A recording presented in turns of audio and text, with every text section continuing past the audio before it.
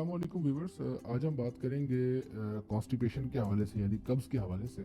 और इसके लिए कुछ दवाएं इस्तेमाल की जाती हैं कि जो कि आपके इस तकलीफ़ को वक्ती तौर पे दूर कर देती हैं।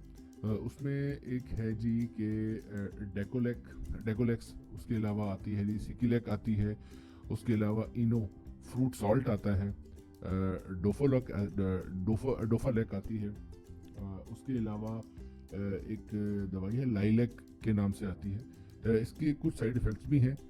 ये होती है कि समटाइम्स ज़्यादा हसासियत हो जाती है और पखाने वाली जगह पे जलन या दर्द भी हो सकती है, और ज़्यादा इस्तेमाल से डायरिया भी हो सकता है।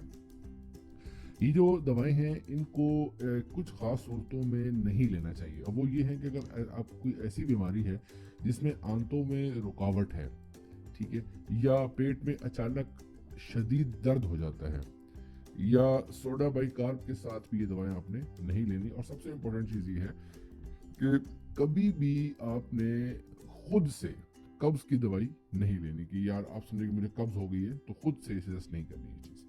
तो इसके लिए कुछ इंपॉर्टेंट चीज़ें हैं जो कि मैं डिस्क्रिप्शन में ऐड कर दूंगा, और इसके साथ ही इजाज़त चाहूँगा आपसे। अल्लाह हाफ़िज़।